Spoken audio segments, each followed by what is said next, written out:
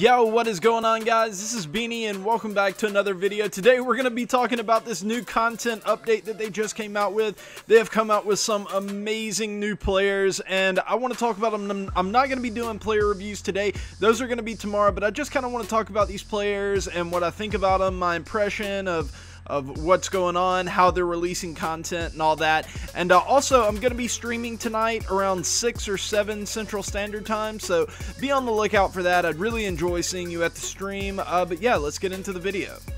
Okay guys, so we have a new pack set that has come out, and we have some new special program packs that have come out. I don't know if I would get, because they're already program packs. I don't know if that's what you should call them, but they're the bases loaded pack and then set 11, and there are 4 new players that you can acquire through these packs. There's the 99 overall Goose Gossage, there's a 98 Willie Stargell, and then there are 2 99s, the 99 Joe Morgan and the 99 Mike Scott.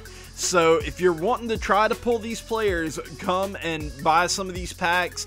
And, you know, who knows? You probably won't pull anything, but maybe. I don't know. I see on Reddit sometimes lots of people pull stuff, so it's never been me, but, you know, that's okay. Okay, so what about the players themselves? Let's start out with this 99 overall Goose Gossage card. And to be honest, I really like this card. I mean, I think it's going to be a dominant guy because he has a 4-seam slurve and a changeup, but I don't know how much better he is going to be than his like 90, what is it, a 92 or a 90? The 90 Goose Gossage, because this card also has a sinker to go along with everything. He does have better per nines, and I think he throws just as well. Actually, he doesn't throw quite as hard as the 90 overall Goose Gossage, but the fact is this guy will probably be more usable against left-handed hitters because of that changeup. So I do think that he is going to have a little bit more value, but I really like the fact that this one has a sinker. If this 99 overall had a sinker to go along with the slurve and the changeup, he's an well, he's already kind of an in-game reliever, but he would probably be the best right-handed reliever in the game. And, you know, he has an argument for it now, but I don't think it's like a slam dunk thing with just a 4-seam slurve and changeup. He's still very, very good, though, and I would definitely recommend buying him if you have the stubs to spend.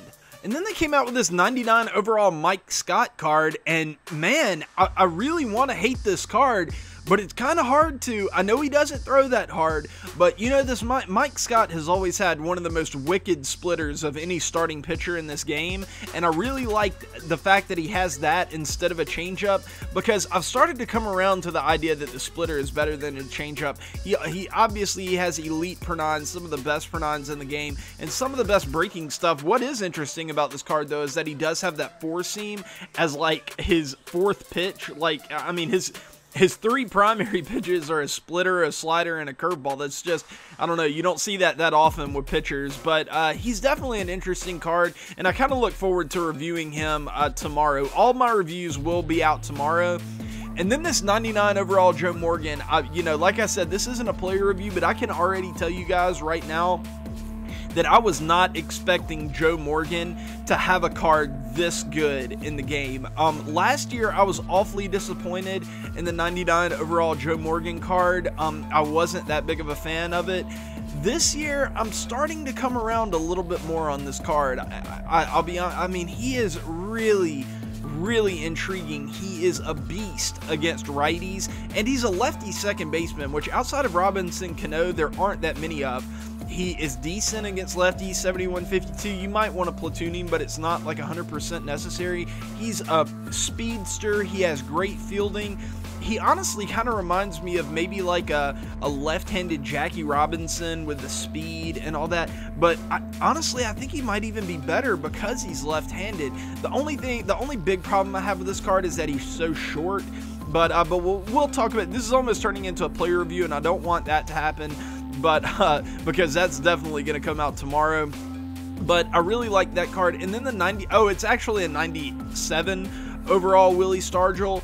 But still, man, I really like this card. Are all these cards postseason cards, by the way? Oh, dude, okay, no, just one of them, or 2 of them are postseason cards, but that's really interesting because we haven't seen a lot of postseason cards in this year's game. So now that we're getting later in the season, we might be seeing more of those. But this Willie Stargell card is, he's a beast hitting, but he's a first baseman. I was really disappointed whenever I saw that he didn't have any secondaries in the outfield, because that, honestly, that was what made his, I think it's like a 93 overall Willie Stargell that he has.